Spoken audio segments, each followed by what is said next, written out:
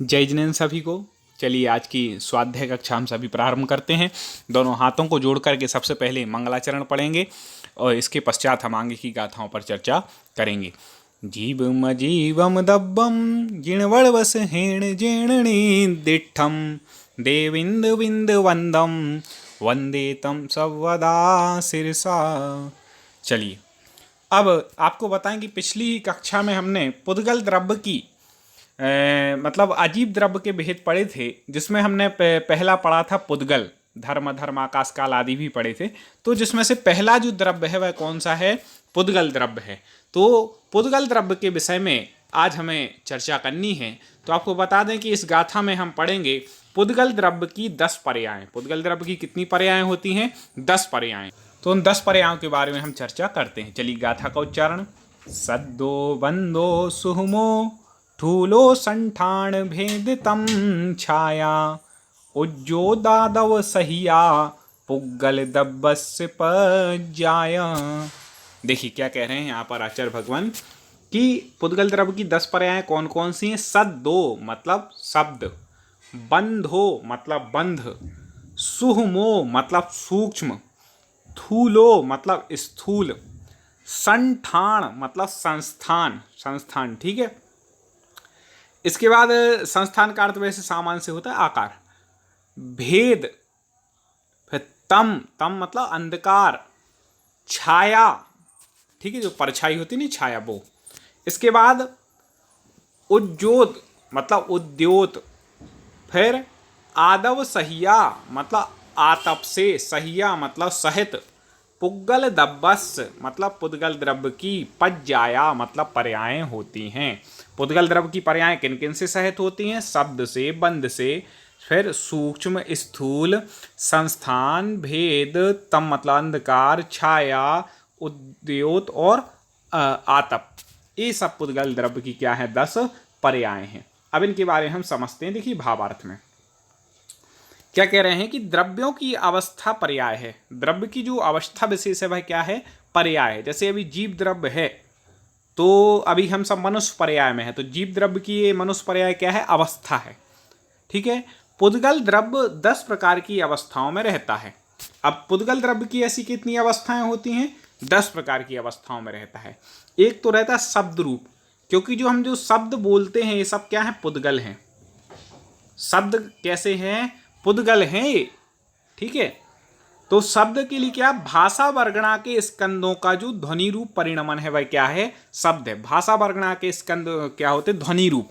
शब्द मतलब क्या है? ध्वनि ठीक है। भाषा की सबसे छोटी इकाई ध्वनि होती है, वर्ण होता है, तो वो ही शब्दों का आकार लेते हैं। इसके बाद देखें बंध, दो या अनेक पदार्थों का परस्पर एक में एक हो जाना है, क्या है? बंध है ठीक है। ये भी पुद्गल की एक पर्याय है। सूक्ष्म, अल्प परिमाण, ये क्या है? सूक्ष्म। स्थूल मतलब बड़ा परिमाण। आगे देखते हैं संस्थान मतलब हमने बताया था आकार, आकृति। भेद मतलब वस्तु को अलग अलग चूर्णादि करना, ये भी पुद्गल की पर्याय है ठीक है। इससे भी पुद्गल बनता है। तम अंधकार, अंधकार है ये भी क्या है? पुद्गल की पर्याय है।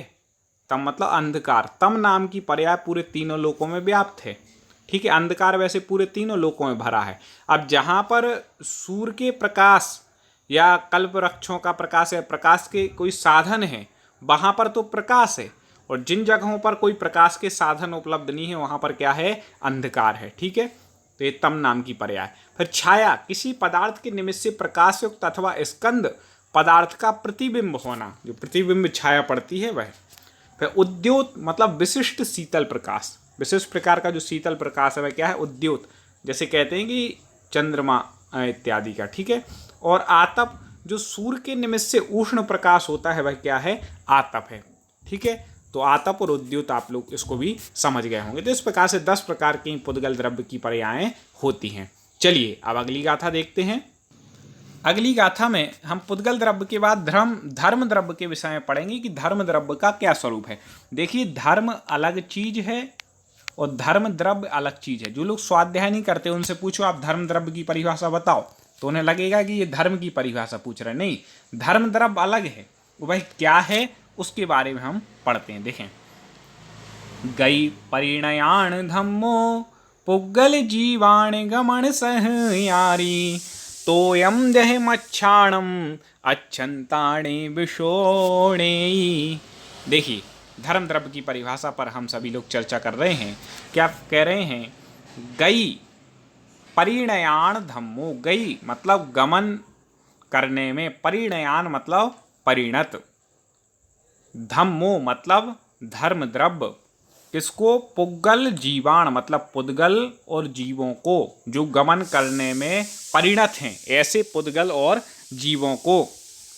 गमन सहेयारी, गमन सहेयारी मतलब गमन करने में सहेयारी मतलब सहायक होते हैं। ठीक है, क्या कह रहे हैं? धर्म द्रव्य क्या है? वह पुद्गल और जीवों को गमन करने में सहायता करता है। ठीक है, कौन से पुद्गल जीवों को करेगा? जो गई परिणयान मतलब गमन में स्वयं परिणत होंगे। ऐसा नहीं कि किसी को अपने आप उठा करके चलाने लगे, कि हम बैठना चाहते लेकिन धर्म द्रव्य कहे नहीं मेरा काम तो चलाना है, मैं तुम्हें चलाऊंगा, तो ऐसा जबरदस्ती नहीं करता। जो गमन में परिणत जो जीव और पुद्गल होगा, तब उसको चलने में क्या हो जाएगा? सहकारी हो जाएगा। उदाहरण से समझा रहे हैं, तोयम जह मच्छाणम। ठीक है, तोयम जह मच्छाणम, तोयम मतलब होता है जल, जह मतलब जैसे, मच्छाणम मतलब मछलियों को चलने में सहायक होता है जल। जल चलाता नहीं है, हाँ, मछलियां स्वयं चलनी चाहें तो उसमें सहायक हो जाता है। ठीक है, तो इस प्रकार से आगे विशेष बात बोल रहे हैं कि अच्छंता। ठीक है, अच्छंता मतलब ठहरे हुए जो जीव और पुद्गल हैं, नेव सोड़े, उनको कभी भी चलाता नहीं है, कभी जबरदस्ती नहीं चलाता कि अच्छंता जो है मतलब जो पहले ही से स्थित हैं उनको आगे बढ़ा दे, ऐसा नहीं होता। ठीक है, जब स्वयं जीव और पुद्गल चलना चाहेगा तो धर्म द्रव्य क्या कर देगा? उसको सहायता कर देगा चलने में। जैसे हमारी जो गाड़ी होती है, ठीक है, अब गाड़ी अपने आप नहीं चलेगी धर्म द्रव्य के कारण। यदि हम उसको चला रहे हैं तो वो गाड़ी क्या हो रही? चल रही, उसमें क्षमता है तो वो चल रही। हम स्वयं चलना चाह रहे हैं तो चल रही। ऐसा नहीं कि धर्म द्रव्य कहे कि नहीं हमारा तो काम चलाना है, हम आपको चलाएंगे, तो ऐसे जबरदस्ती वाला काम नहीं है। ठीक है, चलिए देखें यहां पे भावार्थ में क्या बोला। जैसे रेल की पटरी के बिना रेल का चलना संभव नहीं है, उसी प्रकार जीव पुद्गल का एक स्थान से दूसरे स्थान पर गमन करना धर्म द्रव्य के बिना संभव नहीं। यदि धर्म द्रव्य नहीं होता मान लो तो क्या होता? तो हम जहां बैठे समझ लो वहीं बैठे रहते। मान लो आज कोई बोले धर्म द्रव्य अब नहीं है, तो बैठे रहेंगे, एक से हो जाएंगे, कोई चल फिर नहीं पाएगा, ना जीव ना पुद्गल। लेकिन ऐसा होगा नहीं। ठीक है, यहां तक कि श्वासोच्छ्वास के लिए, रक्त संचालन के लिए, तार के माध्यम से शब्द भेजने के लिए, रेडियो टीवी सिनेमा आदि में आवाज एवं चलते हुए चित्र भेजने के लिए, सुनने के लिए एवं चंद्र ग्रह नक्षत्र आदि के गमनागमन धर्म द्रव्य की सहायता नितांत आवश्यक है।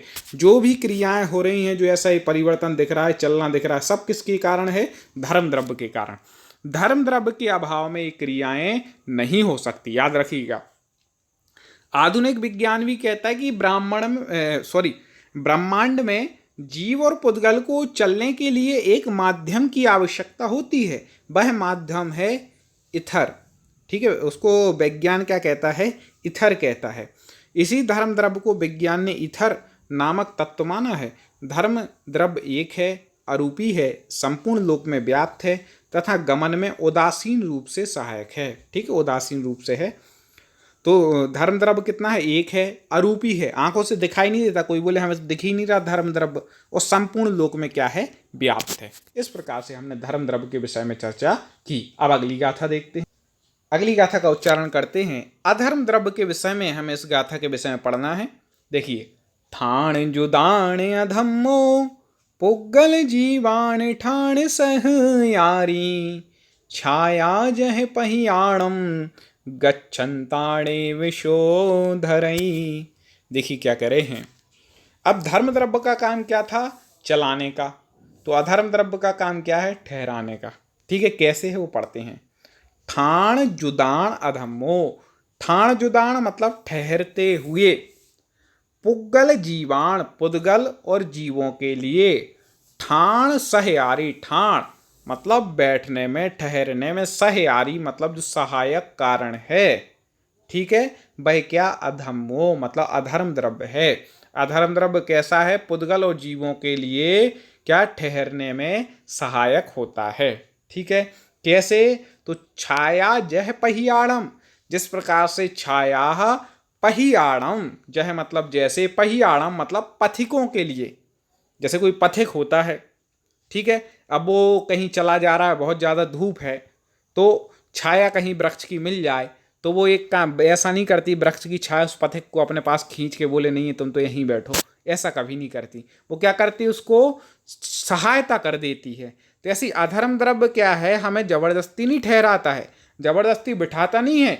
वो तो जिस प्रकार से छाया है, यदि पथिक स्वयं बैठना चाहे तो उस छाया का लाभ ले सकता है, वो सहायक हो जाएगी। तो छाया जह पहियाणम, छाया जिस प्रकार से पथिकों के ठहरने में सहायक है, उसी प्रकार से अधर्म द्रव्य भी जीवोपद्गल के ठहरने में, जीवोपद्गल को ठहरने में सहायक होता है। आगे बोल रहे हैं गच्छन्ताणेव सो धरई, किसी चलते हुए जीवोपद्गल को मतलब जबरदस्ती णेव सो धरई मतलब ठहराता नहीं है। जब स्वयं जीवोपद्गल ठहरना चाहेगा तभी वो क्या करेगा, सहायक हो जाएगा। इस प्रकार से है। तो एक बात समझ में आएगी, दूसरे कोई कितना ही व्यक्ति के साथ कुछ करना चाहे, लेकिन जब तक स्वयं व्यक्ति कुछ नहीं करना चाहेगा तो कुछ होने वाला नहीं है। तो यहाँ पर स्वयं भी जीवोपद्गल को चलना पड़ेगा, तभी काम बनेगा। धर्म द्रव्य ऐसा नहीं कि भैया उनकी इच्छा हुई, उन्होंने कहा चलो हम चला दे रहे, ऐसा नहीं। सहायता बाहर से होती है, प्रयास स्वयं का होता है। ठीक है, इस प्रकार से यहाँ पर ये नीति वाली बात हुई। चलिए अब पढ़ते हैं आगे।